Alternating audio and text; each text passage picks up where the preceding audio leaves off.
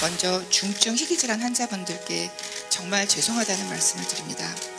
마지막 몸부림으로 전체 휴진을 결의하였습니다.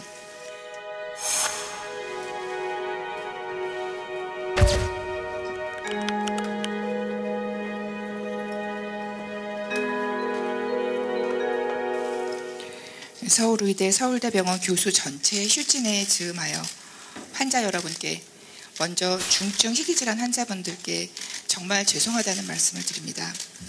저희 서울의대 비대위는 그동안 정부 측의 근거와 협의에 기반해 의료 정책을 수립할 것을 약속해달라고 요청해왔으나 더 이상은 버틸 수 없어 마지막 몸부림으로 전체 휴진을 결의하였습니다.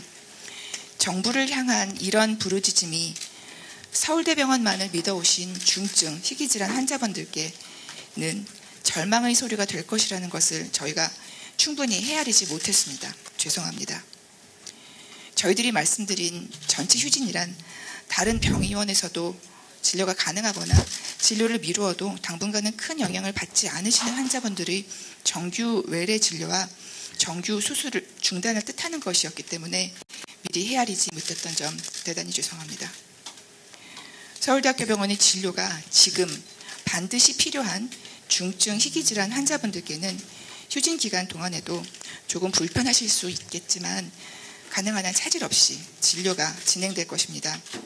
그간 서울대학교 병원은 최상급 종합병원임에도 불구하고 공정하지 못한 보상으로 인한 손실을 보전하기 위해 1, 2차 병원과도 경쟁하며 많은 경증 환자를 중증 희귀질환 환자와 함께 진료하였습니다. 중증 희귀질환 환자분들께서 서울대학교 병원에서 마땅히 누려야 할 충분한 의료진의 시간과 병원의 자원을 1, 2차 의료기관과 지역 의료기관에서도 충분히 좋은 의료 서비스를 받으실 수 있는 일반 환자분들과 경쟁하시도록 방치했던 것입니다. 진료 예약은 쉽지 않고 대기 시간은 길며 막상 의사를 만나는 시간은 3분이 채 되지 않는 경우가 많으셨을 것입니다. 그러나 이제 달라져야 합니다. 이번 전체 휴진 기간을 시작으로 서울대학교 병원은 중증 희귀질환 환자 진료에 집중하는 진정한 최상급 종합병원의 역할에 충실할 것입니다. 이런 변화로 병원의 수익이 감소한다면 이는 바로 우리나라 현재 수가체계의 문제를 보여주는 것이며 대통령께서 약속하신 수가체계 개선에 필요한 재정 지원의 규모를 가늠하게 할 것입니다.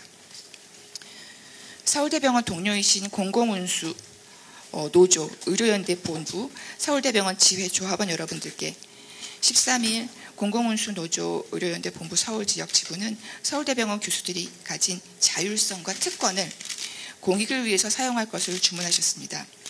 그렇습니다. 저희들의 이번 휴진 결정은 더 이상 지속 가능하지 않은 현 의료 사태를 해결하고자 하는 공익을 위한 것임을 헤아려 주시기를 요청합니다. 함께 환자를 돌보는 동료로서 국립대병원 노동자로서 올바른 의료 체계를 만들고자 하는 저희 교수들의 노력에 함께하여 주시기를 부탁드립니다.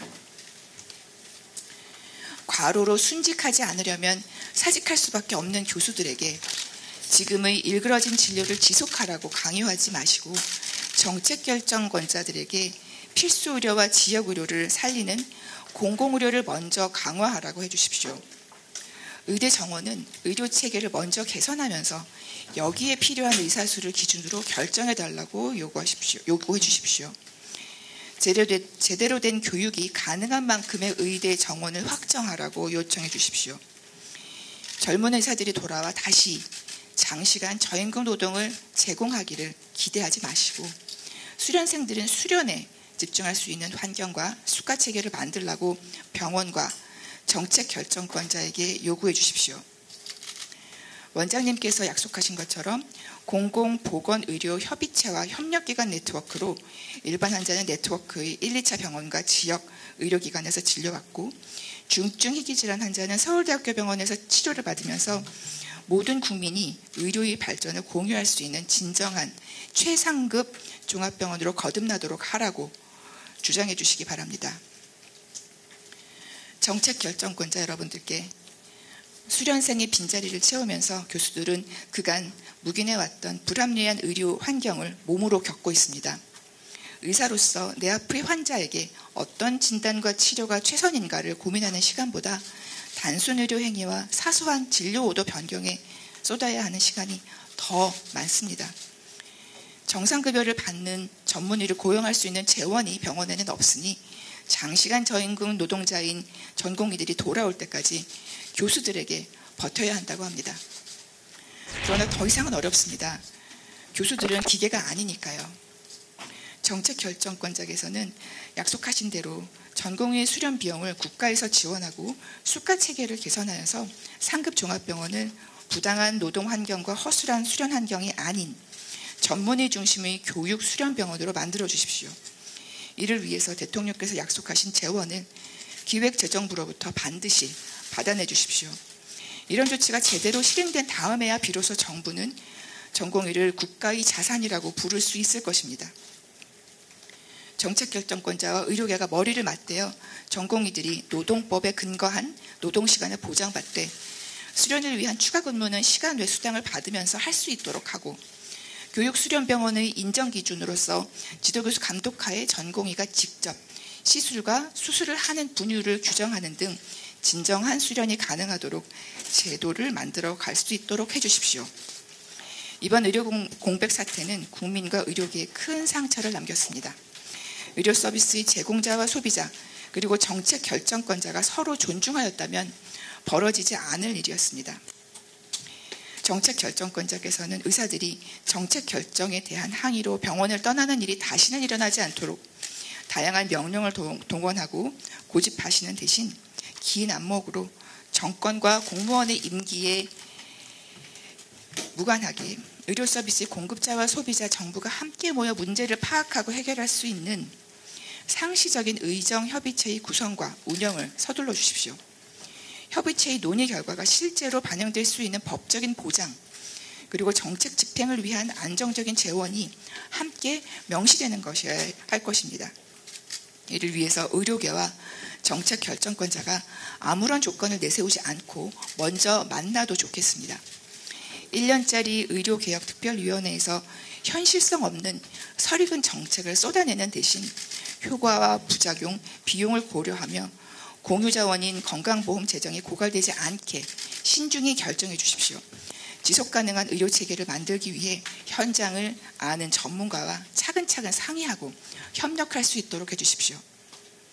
올바른 의료체계를 갖추기 위해 정책결정권자들께서는 보건의료 전반에 대한 국가적인 합의를 먼저 도출하고 이에 기반한 장기계획을 수립하여 주시기를 바랍니다. 각종 규제로 의료계를 옥죄는 대신에 의료 선진국들과 같이 의사의 전문성과 자율성을 존중해 주십시오. 의료계는 자율 규제와 조정 능력을 강화해야 할 것이며 이에는 영국의 제너럴 메디컬 카운슬과 같이 자율 긴급권을 가진 의사 면허권도 가진 법정 단체가 그 예가 될 수 있을 것입니다. 부디 정책 결정권자의 진정성을 보여주시기를 부탁드립니다. 서울의대 서울대병원 교수 비대위는 의사수 추계 연구 공모에 참여하실 연구자들께 제공할 수 있는 표준 데이터 변수 리스트를 어제 좀 이틀 전인가요? 어제인가요? 네. 12일 수요일 오전에 국무총리실을 통해 정부 각 부처와 기관에 전달했고 자료 제공을 요청하였습니다. 지난 화요일 저녁 국무총리께서 서울의대 비대위에 약속해 주신 대로 총리실에서는 관련 부처가 적극적으로 자료를 제공하도록 독려하셨습니다. 이에 이 자리를 빌어 감사드립니다. 2024년 6월 14일 서울의대 서울대병원 교수 비상대책위원회 드립니다. 감사합니다.